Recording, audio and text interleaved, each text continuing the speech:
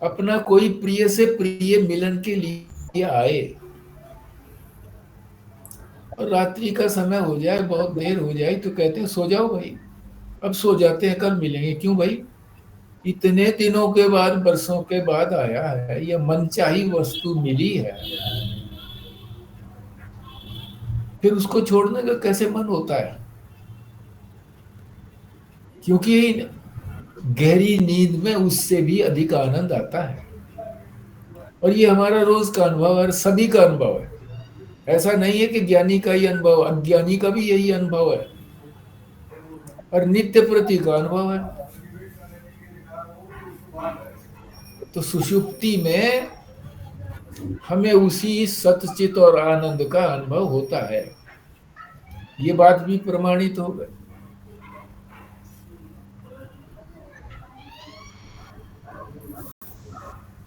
ये 135 पृष्ठ पर हो गया अनुभव की बात। अब आगे चलते हैं 136 पृष्ठ पर।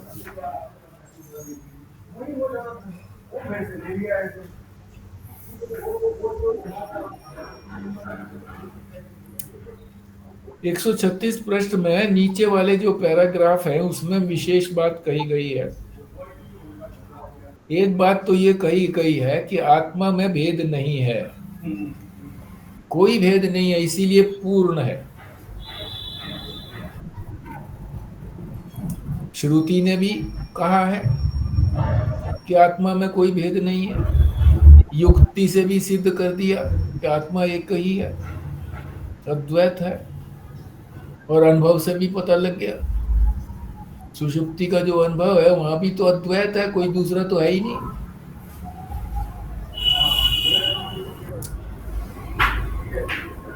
तो श्रुति, युक्ति और अनुभूति, इनका यदि हम विचार करते हैं तो आत्मा में कोई भी भेद नहीं है। न सजातीय भेद है, न विजातीय भेद है, न स्वगत भेद है। तो भेद न होना ही तो परिपूर्ण कहलाता है, कि जिसके अंदर कोई टुकड़े ना हो, भेद ना हो, उसी को तो पूर्ण कहते हैं। परिपूर्ण कहो या पूर्ण कहो, एक ही बात है। तो पूर्णता सिद्ध हो गई कि पूर्ण है। पूर्ण है तो फिर उसकी अखंडता और एक रसता भी अपने आप ही सिद्ध हो गई। पूर्ण है तो उसमें कोई खंड है ही नहीं, और एक रस भी है, कोई डिस्टर्ब करने वाला है नहीं। एक रस से ये भी सिद्ध हो गया, स्वतः सिद्ध। अब जो नीचे की पंक्तियां हैं ये संक्षेप में बता रही हैं। क्या बता रही है? कि जो दुख हमको आता है ये आगंतुक है, आत्मा में नहीं है दुख। आत्मा में तो दुख का लेश भी नहीं है, बाहर से आता है दुख। आगंतुक, आगंतुक का मतलब जो आया है, बाहर से आया। आगंतुक, आने वाला। ये आत्मा का स्थायी धर्म नहीं है, आत्मा में दुख है ही नहीं। तो ये दुख कैसे आता है फिर? शरीर से आता है दुख। शरीर होता है तभी तो दुख मिलता है। शरीर को तो दोनों कह दो आप, स्थूल और सूक्ष्म दोनों शरीर होते हैं तभी तो दुख होता है। शरीर ना हो तो दुख कैसे होगा? किसको होगा? तो शरीर के द्वारा आता है। अब शरीर कैसे मिलता है भैया? कैसे मिला हमको शरीर? हमने जो कर्म किए थे उसी से हमको शरीर मिला।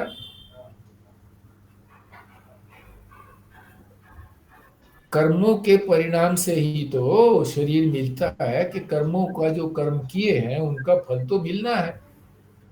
उनका फल भोगने के लिए शरीर होना जरूरी है। तो शरीर जो मिला वो किससे मिला? कर्म से मिला।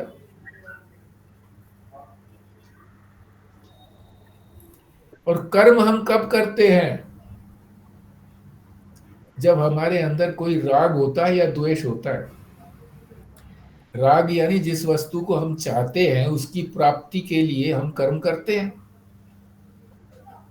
और द्वेष होता है तो उसको हटाने के लिए हम कर्म करते हैं।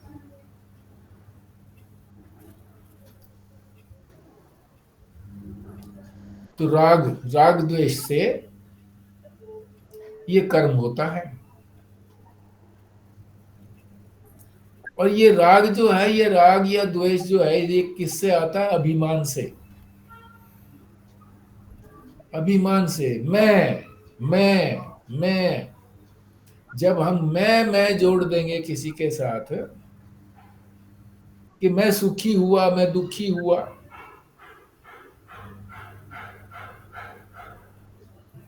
तभी होता है दुख। अगर हम मैं ना जोड़े उसके साथ तो किसी को भी दुख होगा।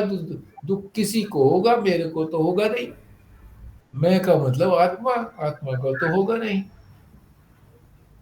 किसी को होगा ना, अनात्मा को होगा। तो अभिमान,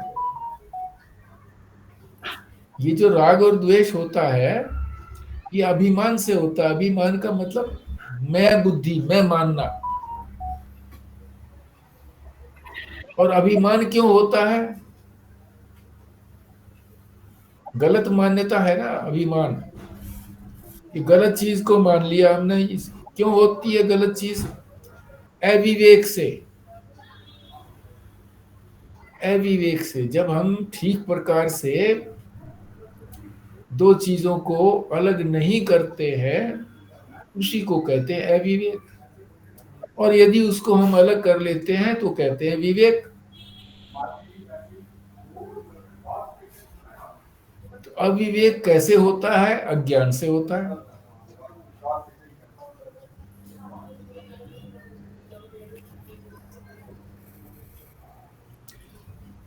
और अज्ञान की निवृत्ति कैसे होती है? ज्ञान से होती है। और ज्ञान कब होगा? जब हम विचार करेंगे। विचार करेंगे ही नहीं तो ज्ञान होगा कैसे? तो ये क्रम बताया है कि दुख हमें को कैसे आता है। दुख कैसे आता है? फिर समझ लो, दुख आया बाहर से। ये आत्मा का तो धर्म है नहीं। कैसे आया? ये शरीर के कारण आया। शरीर कैसे आया? कर्म के द्वारा आया।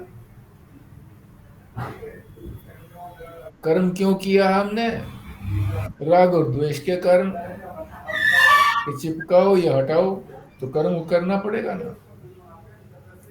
राग और द्वेष जो है वो हमें कब होता है? जब हम उसको मैं मान लेते हैं।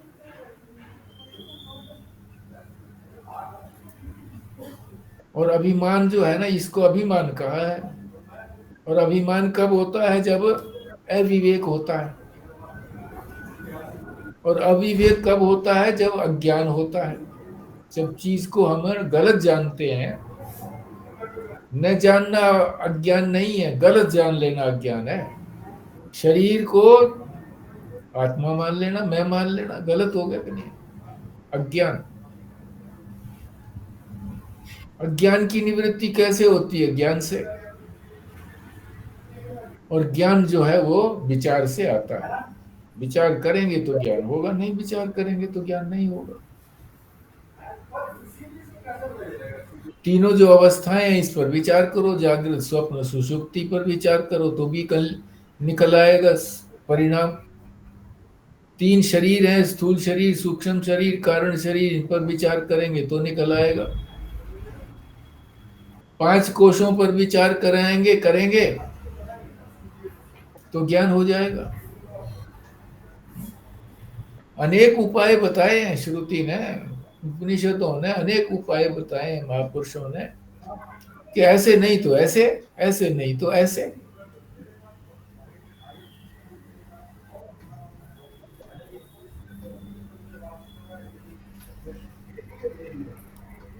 अब दो बातें और बता रहे हैं ज्ञान के बारे में। ये 137 पृष्ठ के ऊपर है। ज्ञान दो तरह का होता है, परोक्ष और अपरोक्ष। परोक्ष ज्ञान किसको कहते हैं?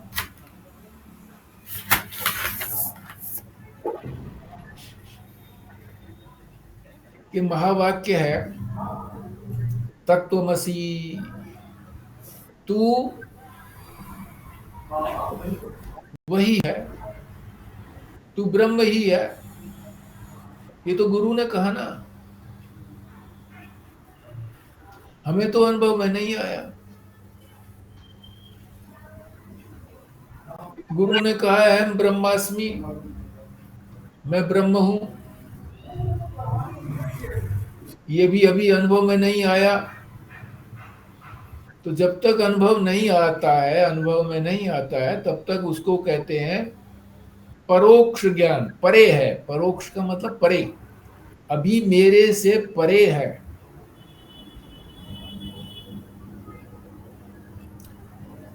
और जब वो मेरे से परे नहीं रहता, मैं रूप हो जाता है कि मैं ही ब्रह्म हूं, तब उसको कहते हैं अपरोक्ष ज्ञान।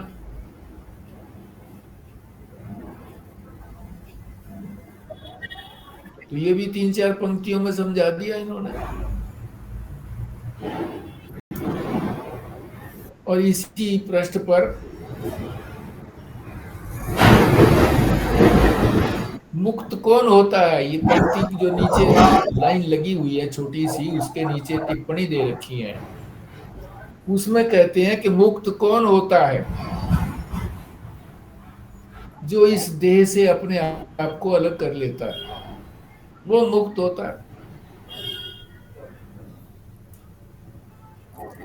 देह चाहे ब्राह्मण हो, चाहे कोई क्षत्रिय हो, चाहे कोई वैश्य हो, देह से चाहे शूद्र हो,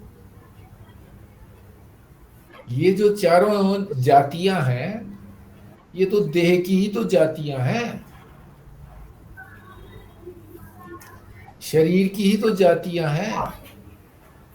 ब्राह्मण परिवार में उत्पन्न हो गए तो ब्राह्मण कहलाने लगे, क्षत्रिय परिवार में उत्पन्न हो गए तो क्षत्रिय कहलाने लगे, वैश्य परिवार में हो गए तो वैश्य कहलाने लगे। शरीर जहां पर पैदा हो गया, वही जाति उसकी बन गई। तो क्या कह रहे हैं ये? अगर गुरु का उपदेश ठीक से मिल जाता है और शिष्य जो है उसको फिर आत्मसात कर लेता है, तो देह चाहे कोई भी हो, देह से कोई तात्पर्य नहीं है, क्योंकि देह से तो अलग हो जाना है। देह चाहे ब्राह्मण हो, चाहे क्षत्रिय हो, चाहे शूद्र हो, चाहे वैश्य हो, देह से तो अलग ही होना है। तो किसी भी जाति वाले को ब्रह्म ज्ञान हो सकता है। ये बात बताइए पहली टिप्पणी के अंदर, ठीक से समझ गए होंगे। ये कोई ब्राह्मणों की बपौती नहीं है। बपौती कहते हैं बाप बेटे की जायदाद। बाप बेटे की जायदाद नहीं है कि बाप ने बेटे को दे दिया, बेटे ने अपने को दे दिया, उसको कहते हैं बपौती।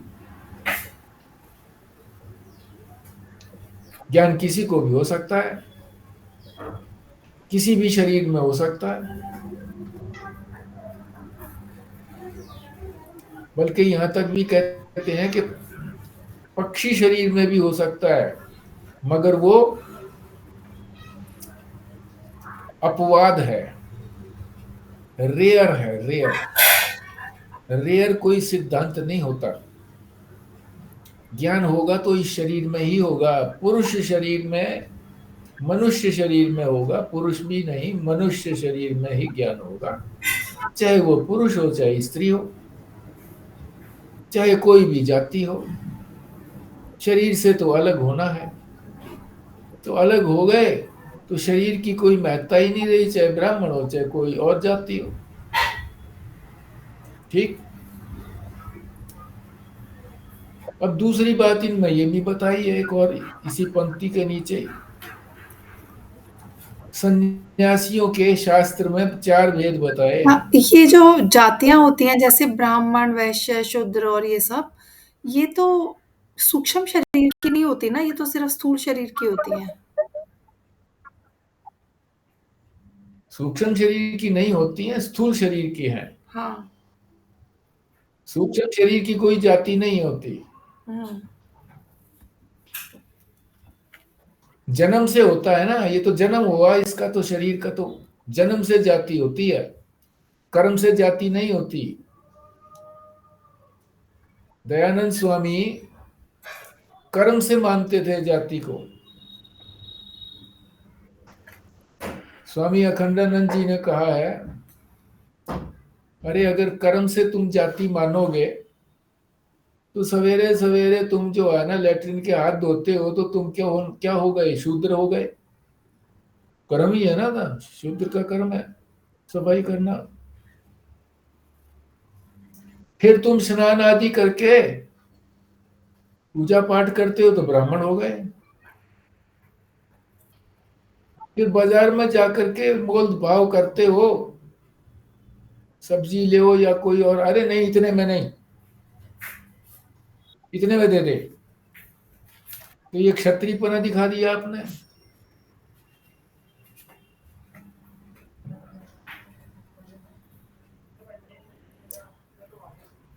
और जो है ना कि कोई अच्छा सौदा करके ले आया तो वैश्य हो गया।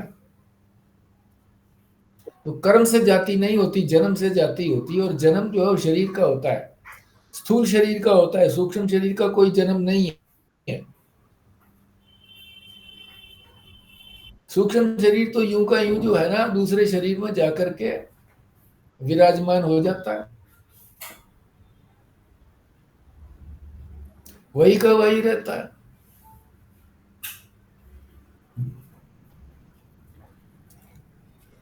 तो ये जो 4 प्रकार के जो भेद बताए हैं सन्यासियों के, ये भी थोड़ा समझ लो। एक भेद है कुटी चक्र, कुटी चक्र, चक्र नहीं कुटी चक्र, कुटी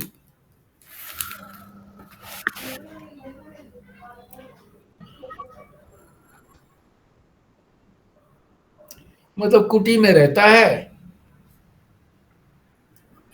मगर भिक्षा मांग करके अपने कुटुंबियों के ही यहां से ही भिक्षा मांगता है।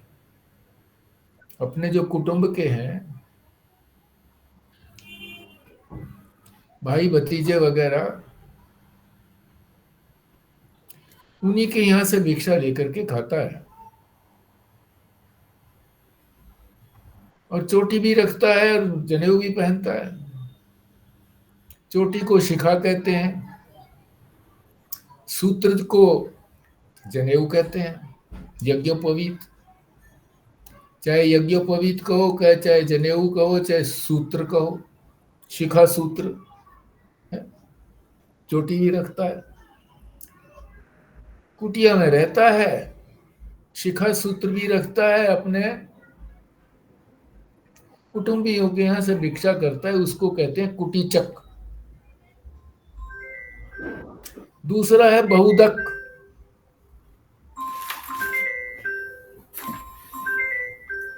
बहुदक, बहुदक का मतलब जो घर से दूर रहता है, अपरिचित नगर में, अपने नगर में भी नहीं रहता कि हमारा गांव जो है फलाने नगर में है, वहां भी नहीं रहता, अपरिचित नगर में रहता है। और घर घर भिक्षा मांगता है, उसमें कोई ये नहीं है कि कुटुंबियों के यहाँ से मांगे, किसी भी घर से भिक्षा मांगता है, अपने घर से तो मतलब ही नहीं है। जब वो अपने गांव से, अपने शहर से अलग ही चला गया, तो भिक्षा लेकर के खाता है। ये हो गया बहुदक। तीसरा है हंस।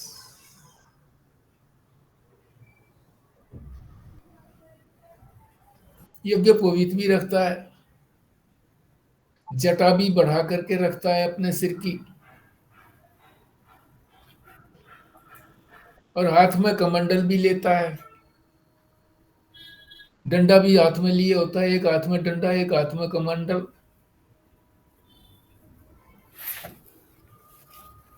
मगर किसी गांव में एक रात से ज्यादा नहीं ठहरता।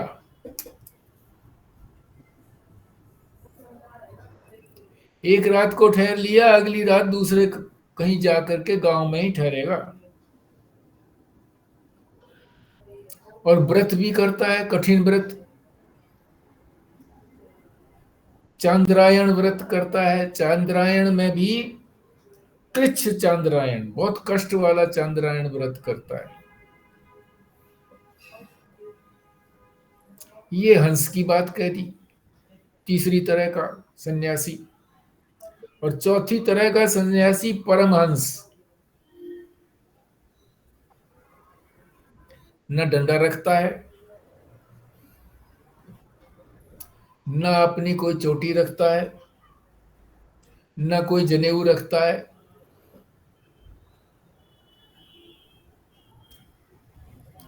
अपनी इंद्रियों को अपने वश में रखता है। सन्यासियों के अंदर यह परमहंस की सबसे ऊंची कोटि है। सबसे बड़ा ये सन्यासी माना जाता है, परमहंस। इसीलिए महात्मा लोग जो है ना, महात्मा लोगों की जब प्रशंसा करते हैं तो कहते हैं परमहंस, परिव्राजक। परिव्राजक का मतलब जो भ्रमण करता है, एक स्थान पर नहीं रहता। परमहंस है, परमहंस परिव्राजक, महामंडलेश्वर इत्यादि 1008 या 108 इस तरह की पदवी लगा करके उसको सबसे बड़ा सन्यासी कहा जाता है। तो ये 4 प्रकार की सन्यासियों की श्रेणियां बता दी। इसलिए बता दी गई है कि किसी स्थान पर अगर कोई बाद में या किसी समय में आने लगे, कोई ये शब्द आ जाए, तो पता तो होना चाहिए ना कि भाई ये कैसा है सन्यासी, किस प्रकार का सन्यासी है।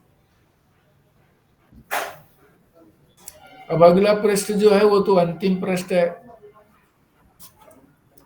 इस अध्याय का। वर्णक का अंतिम प्रश्न भी है और इस पुस्तक का भी अंतिम प्रश्न है।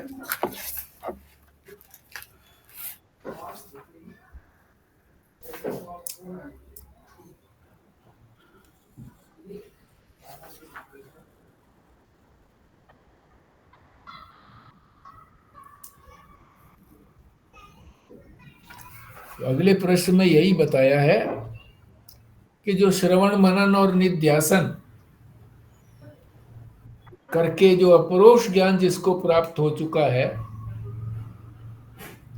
उसी को परमहंस कहा जाता है।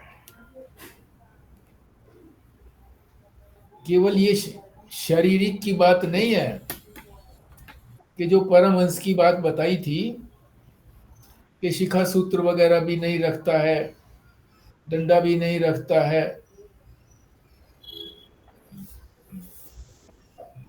ये तो स्थूल चीजें हैं।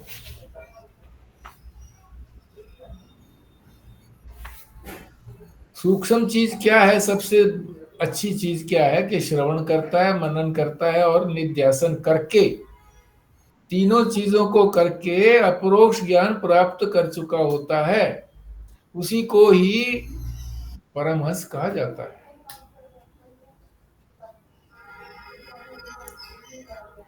तो वासुदेव यति कह रहे हैं, ऐसा निश्चय करके साधकों को कह रहे हैं, हमारे को, तुम भी मेरे उपदेश के अनुसार, जो मैंने उपदेश दिया है 12 वर्णकों में, आत्मा के विषय में अच्छी तरह से श्रवण करो, फिर मनन करो और निध्यासन करके अपरोक्ष ज्ञान प्राप्त करो और नित्य शुद्ध बुद्ध मुक्त सत्य परमानंद अद्वैत ब्रह्म रूप अपने को समझो। देखो कितनी कितने विशेषण लगा दिए हैं, लक्षण कितने लगा दिए हैं अपने साथ।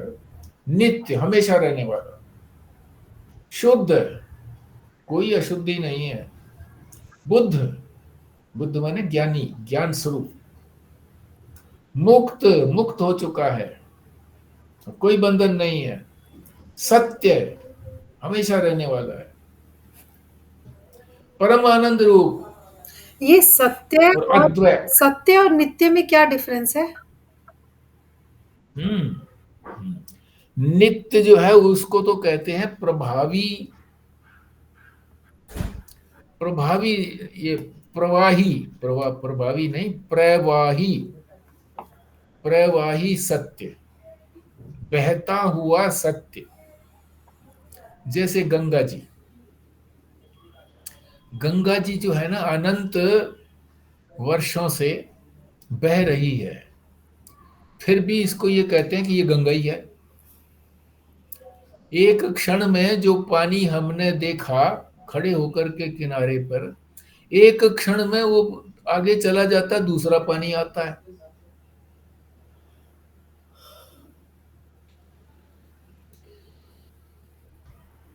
तो बदल गया ना, सत्य तो नहीं रहा ना, सत्य तो कभी बदलता नहीं है, मगर फिर भी इसको गंगा ही कहते हैं। प्रभावी नित्य है ये, प्रभावी सत्य, प्रवाही, प्रभावी नहीं, प्रवाही, प्रवाहित होना, बहता हुआ, बहता हुआ सत्य है, बहता हुआ, स्थिर सत्य नहीं है। और वैसे जो है एक ही बात बोल दिया करते हैं, सत्य और नित्य में कोई अंतर नहीं समझते हैं, परंतु पहले जो है वो नित्य अनित्य विवेक किया जाता है, सत्य और असत्य नहीं किया जाता। नित्य और अनित्य, कि नित्य माने जो हमेशा रहने वाली वस्तु है, और अनित्य जो हमेशा नहीं रहने वाली वस्तु है। तो प्रारंभ में नित्य को ही, भाई ये शरीर रहने वाला तो है नहीं, पता है, बदलता भी रहा, बचपन से जवानी, जवानी से बुढ़ापा, बुढ़ापे से मृत्यु, देखते हैं मृत्यु भी हो गई, तो नित्य नहीं रहता।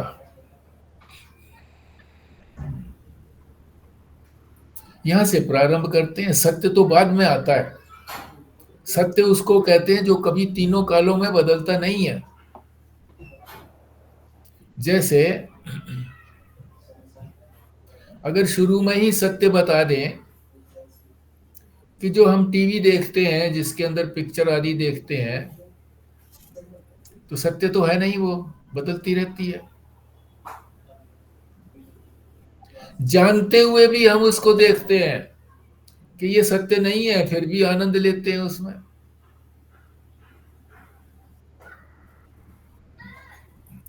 मिथ्या है, फिर भी आनंद लेते हैं।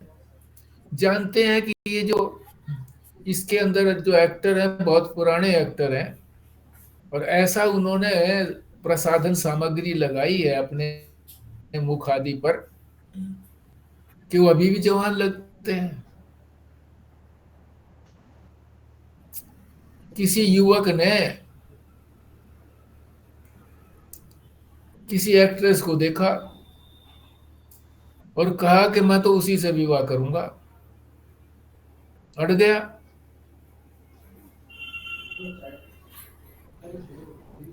अब लोग जो थे उसके पेरेंट्स वगैरह, माता पिता, वो लेकर गए महात्मा जी के पास। महात्मा जी ने कहा कि तुमने कभी पिक्चर में उसको देखा है, कभी वैसे भी देखा है क्या? बोले जी वैसे तो नहीं देखा। तो बिला 50 साल की है, तो 50 साल की से विवाह करेगा क्या? बोला नहीं, बहुत अच्छी लगती है वो तो, 20-22 की लगती है। नहीं, 50 की है, पूछ करके देख लेना उसकी उम्र, 50 की है। जानते हुए भी।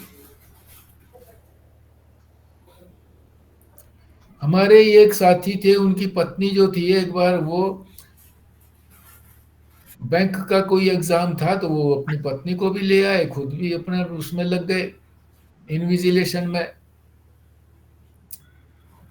तो मैंने देखा ये तो बहुत बढ़िया सुंदर है, पीएचडी थी वो। अरे मैंने कहा वही तो पीएचडी भी मिल गई, सुंदर भी मिल गई, कुछ नहीं बोला। तो मैं कभी कभी ऐसे ही अपने मित्रों के पास चला जाता था। तो मैं आना अचानक ही चला गया सुबह सुबह 7 बजे, छुट्टी वाला दिन था इतवार का। अंदर से खोलने के लिए आई वो उसकी पत्नी। मैंने बता दिया अपना नाम, तो बोले जी ठीक है आइए अंदर। अंदर से ही उन्होंने कहा, जो भी हमारे साथी थे, आओ जी। आ गए तो पत्नी चाय वाय बनाने लग गई। मैंने पूछा ये कौन है, बोले मेरी पत्नी। अरे मैंने कहा जब वहां इन्विजिलेशन पे आई थी, अरे क्या गजब की बात थी। और अब तो इस पर चेचक के दाग है। तो ऐसे है। तो क्या बात चल रही थी, नित्य और सत्य की बात। तो नित्य से प्रारंभ किया जाता है, विवेक करना हो तो नित्य विवेक करते हैं, नित्य और अनित्य। सत्य और मिथ्या जो है वो तो बाद की बात होती है। एक तरह से परम आनंद। ब्रॉडर टर्म में देखें तो सेम ही बात है, नित्य और सत्य। हाँ, ब्रॉडर टर्म में सेम ही बात है। तो अपने को परमानंद रूप समझो, अद्वय समझो, ब्रह्म रूप समझो। बस इतना ही आचार्यों का उपदेश है, इतना ही शिष्य को समझना है। अद्वय का मतलब नहीं पता। हैं? अद्वय का क्या मतलब है? अद्वय का मतलब दूसरा नहीं है कोई, द्वैत नहीं है। द्वय द्वय माने दो, और अद्वय माने दो नहीं है। एक भी नहीं है, एक भी नहीं कहते उसको। अद्वय का मतलब एक है तो इसका मतलब दो भी होंगे, एक एक कई हो सकते हैं। तो कह रहे नहीं, अद्वय। केवल एक। हाँ, केवल कहो या ये कहो, दूसरा है ही नहीं। तो कह रहे हैं इतना ही उपदेश देना था मैंने, वो दे दिया, और इतना ही तुमको समझना है, अब कुछ बाकी बचा नहीं है।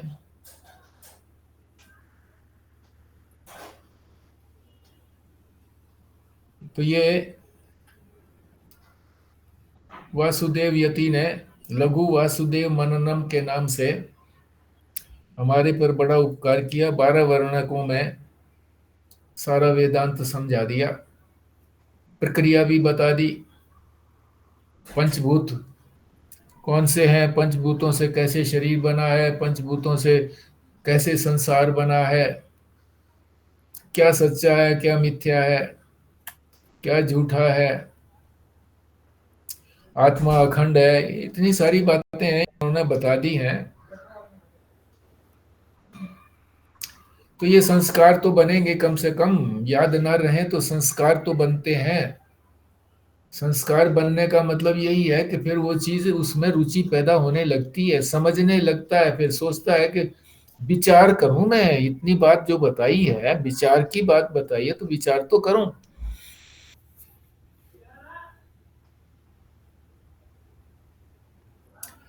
तो ये हमारा पूर्ण हुआ। आपने जो था वो इस लिंक में, जिस लिंक से आप लोग जुड़ते हैं, कौन सा लिंक है?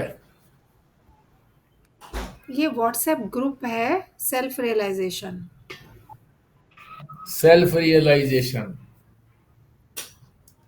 यानी अपने आप को अनुभव कर लेना, अपनी आत्मा का अनुभव कर लेना, सेल्फ रियलाइजेशन। उसमें पीडीएफ डाल दिया है एक पुस्तक का।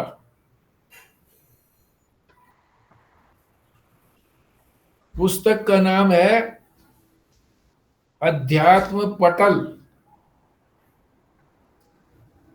पटल का क्या मतलब है? पटल जैसे पार्लियामेंट के पटल पर कोई रिपोर्ट रखी जाती है कि रिपोर्ट रख दी भाई, कोई कमीशन बैठाया था, उसने 2 साल 2 साल 3 साल में उसकी रिपोर्ट तैयार कर ली और वो पार्लियामेंट के पटल पर रख दी, पार्लियामेंट की टेबल पर रख दी। पटल का मतलब टेबल कहिए आप।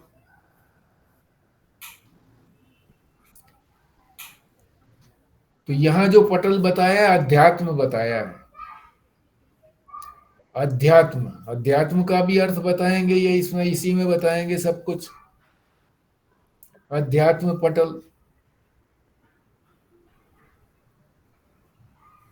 आत्मा को सामने रख करके जो कुछ भी विचार किया जाता है उसको कहते हैं अध्यात्म। आत्मा को सामने रख करके, संसार को नहीं, आत्मा को सामने रख करके जो विचार किया जाता है उसको कहते हैं अध्यात्म। बहुत बार अध्यात्म शरीर को कहते हैं ना। शरीर से प्रारंभ करके अहंकार पर्यंत को आत्म कहते हैं। उसका जो विचार किया जाता है आत्मा तक पहुंचने के लिए, तो ये सारा विचार तो करना पड़ेगा शरीर, शरीर में उस आत्मा का जो आत्मा है वहां तक पहुंचने के लिए शरीर इंद्रियां मन बुद्धि चित्त अहंकार तक करके फिर आत्मा को जाना जाएगा। शरीर को नहीं कहते हैं अध्यात्म। तो इस अध्यात्म पटल यानी उसी के टेबल पर, अध्यात्म के टेबल के ऊपर ये प्रवचन कहे हैं महाराज जी ने। 18 प्रवचन कहे हैं और वो पुस्तक का नाम है अध्यात्म पटल। और ये महर्षि आपस्तंभ नामक महर्षि हैं, उन्होंने इस पर विचार किया है। उन्होंने ही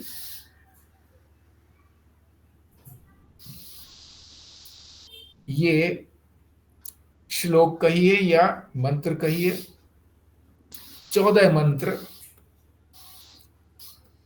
14 मंत्रों के माध्यम से इस अध्यात्म पटल को वर्णन किया है महर्षि आपस्तंभ ने।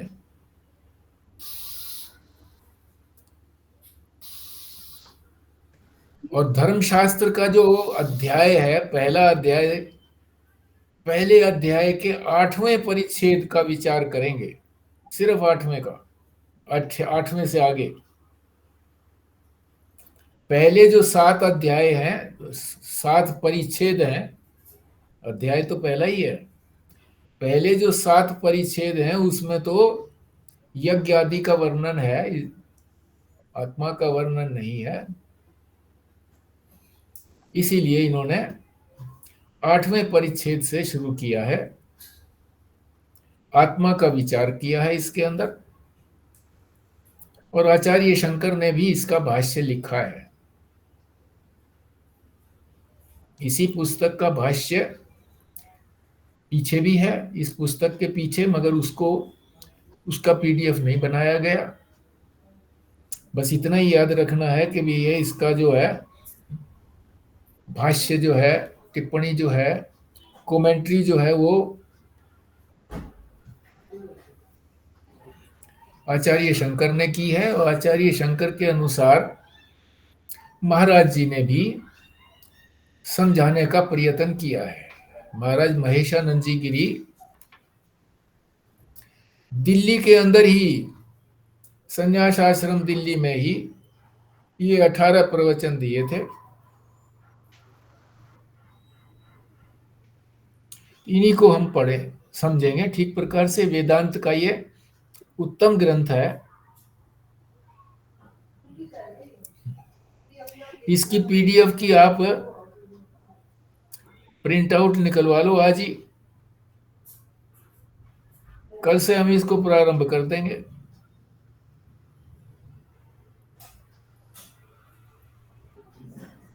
एक एक चीज को महाराज जी बड़े अच्छे ढंग से समझाते हैं। आराम आराम से समझेंगे। 18 प्रवचन है तो हम तो कम से कम 1 महीना तो लगाएंगे,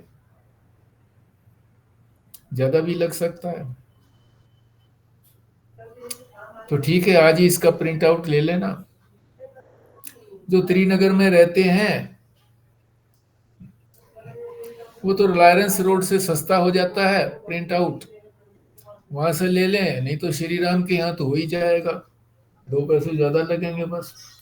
बाकी अपना अपना देख लेना।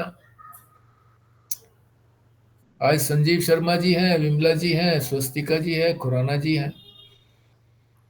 तो खुराना जी पहले भी इसी तरह से प्रिंट आउट लेते रहे हैं, तो प्रिंट आउट ले लेंगे। बाकी सभी ले लेंगे, चारों व्यक्ति तो ले ही लेंगे, संजीव, विमला, स्वस्तिका और खुराना जी। बाकी आए नहीं है, भल्ला जी नहीं आई है, वही प्राय आती हैं अक्सर जी। भारद्वाज साहब तो कई दिन से नहीं आ रहे हैं, किसी परेशानी में होंगे, कुछ चक्करबाजी में। परेशानी ना भी हो तो जो व्यवहार है, व्यवहार छूटा नहीं है, तो व्यवहार नहीं छूटा है। भारद्वाज साहब ने भी उसके दांतों का कराया जी काम, ने रूट कैनाल कराई थी। हैं? रूट कैनाल कराई थी, रूट कैनाल हुई है दांतों का। अच्छा, तो रूट कैनाल हुई तो कोई इसने बोलना थोड़ा ही था। चलो कोई नहीं, बात नहीं, बहाना ठीक है। बहाना चाहिए, छुट्टी का बहाना चाहिए होता है कोई ना कोई हमारे को तो बस। हाँ, रूट कैनाल, ठीक है, ठीक है जी, फिर है ना। और ये करा करके प्रिंट आउट थोड़ा सा अध्ययन करने का भी प्रयत्न कर लेना। महाराज जी ने जो समझाया है जिस ढंग से, कोई चीज ऐसी नहीं रहेगी कि जो समझ में ना आए। मैंने इसके लिए बड़ा परिश्रम किया, इसका पीडीएफ बनवाने के लिए। ये सारा जो था ना, इस वो लगा हुआ था, ये पिन अप किया हुआ था सारा, उसको क्या कहते हैं,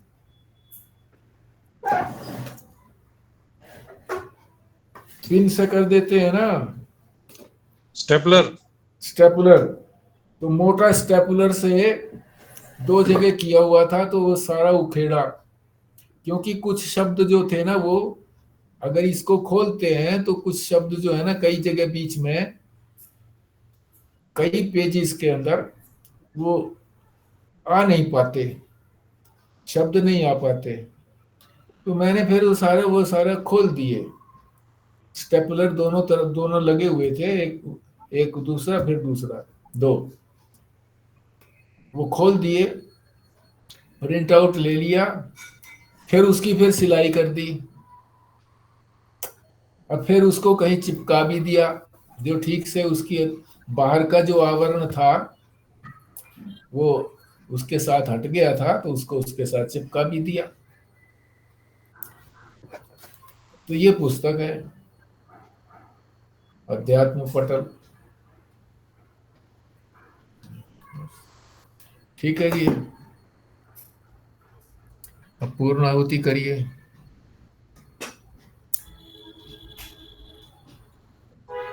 हाँ, संजीव शर्मा जी करेंगे। मैं करूं? करो, आप करो।